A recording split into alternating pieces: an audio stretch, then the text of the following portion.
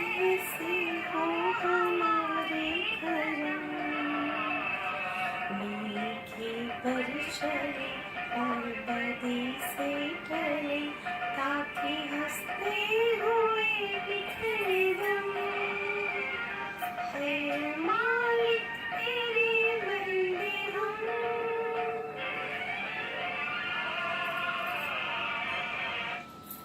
श्री गणेशाय नमः। दोस्तों, भाइयों बहनों, जय श्री कृष्ण।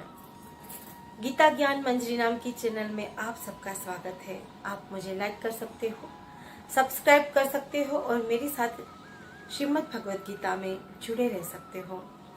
आज का हमारा अध्याय है 12वां अध्याय, भक्ति योग। अर्जुन श्री कृष्ण भगवान को पूछते हैं कि हे कृष्ण, बहुत सारे मनुष्य आपके सगुण स्वरूप की उपासना करते हैं, तो बहुत सारे मनुष्य आपके निर्गुण स्वरूप की भी उपासना करते हैं। तो इन दोनों उपासकों में से श्रेष्ठ कौन है? कृपया आप मुझे बताइए। तो श्री कृष्ण भगवान कहते हैं कि हे पार्थ, जो मनुष्य मुझ में लीन रहता है, पूरा जीवन अर्पण कर देता है, ऐसा श्रेष्ठ योगी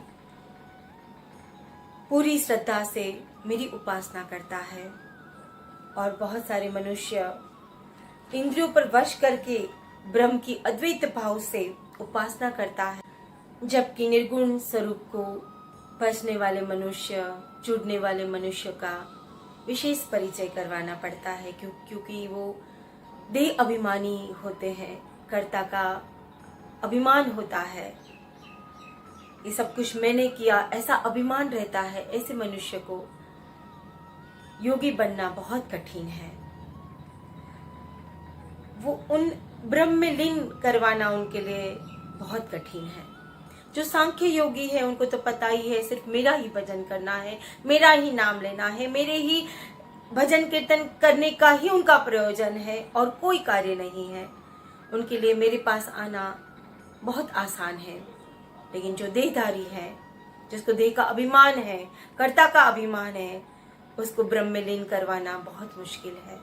ऐसे मेरे भक्त, मेरे उन मनुष्य को मैं ये नाशवंत संसार में से उद्धार दिलाता हूँ, पुनः जन्म नहीं मिलता। तो हे अर्जुन, तू भी ऐसा कर, तेरे मन को मुझ में लगा,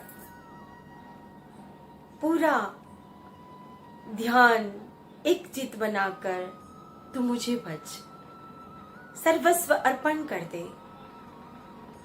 जो तू ऐसे करने में असमर्थ है तो तू योग कर। योग अभ्यास से मन, बुद्धि और इंद्रिय पर काबू कर। हे अर्जुन, तू वो करने में भी, योग अभ्यास करने में भी असमर्थ है, तो केवल सिर्फ कर्म कर, कर्म में प्रवृत्त रहे। ईश्वर के लिए कर्म कर, भगवान के लिए कर्म कर, धर्म के लिए कर्म कर, समाज के लिए कर्म कर। और वो सब करने में भी जो तू असमर्थ है, तो तू अब एक जीते हुए मन वाला बन जा, बड़े मन वाला बन जा। भगवान कहीं भी ये नहीं कहते कि आप सांख्य योगी बन जाओ, आप सन्यासी बन जाओ, आप सब कुछ छोड़ छाड़ के काम करो। ओशो की बहुत सारी बातें मुझे बहुत अच्छी लगती हैं। वो सही में हर एक चीज के अंदर साइंटिफिक रीजन के साथ हमको बताते हैं। भगवान ने जो भी सृष्टि की रचना की है, वो मन, बुद्धि, इन सब का अपना अपना कार्य है। वो अपना कार्य करता ही है, उनको करने दीजिए। अगर हम किसी चीज के लिए मना कर देंगे, किसी भी बच्चों को कोई जिद कर ली बच्चे ने, हमने उसको मना कर दिया, तो बच्चे वो उसी पर ही उनका मन लगाए रखेगा कि क्यों मना किया, क्यों मना किया, क्यों मना किया। लेकिन हमने एक बार उसको बता दिया, उनको वो चीज के लिए बोल दिया कि हाँ कर लो आप, तो शांत हो जाएगा। तो हर एक मनुष्य की इच्छा के अनुसार एक बार उनको करने देना चाहिए, ताकि वो अतृप्त न रहे। जीवन की तृप्ति और सब कुछ जानने से वो ज्ञानी बन जाता है, फिर उस चीजों से वो विमुख हो जाता है और ध्यान करने लगता है, योगी बन जाता है। तो ये ओशो की बातें हैं। श्री कृष्ण भगवान यहाँ पर यही कहते हैं कि तू योगी बन। अगर तू योगी नहीं बन सकता तो कर्म कर, कर्म में अपने मन को प्रवृत्त कर दे। वो नहीं कर सकता तो जीते हुए मन वाला बन जा। अगर वो भी नहीं कर सकता तो तू सारे कर्मों के फलों को मुझ में अर्पण कर दे, और जो मैं कह रहा हूं वैसा तू कर। जो तू कर्म फल का त्याग करेगा तो तुझे परम शांति का अनुभव होगा। कर्म तो करना है, मैंने आगे भी बोला कि जो मनुष्य कर्म करता है उसको फल मिलता ही मिलता है। तो बस कर्म फल का त्याग कर दो, सोचो ही नहीं क्या मिलेगा, अब क्या होगा, कुछ मत सोचो। जो होना है वो होना ही है, बस कर्म कर दो सिर्फ। जो मनुष्य सारे प्राणियों को एक समान मानता है, जो मैत्री, करुणा, ममता रहित, निरअहंकारी, सुख दुख में समान, हानि लाभ में संतोषी, योग में तत्पर, संयमी, मुझ में दृढ़ निश्चय वाला और सारे कर्म मुझ में अर्पण करने वाला मनुष्य, मन बुद्धि वाला मनुष्य, ऐसा भक्त, ऐसा मनुष्य मुझे अत्यंत प्रिय है।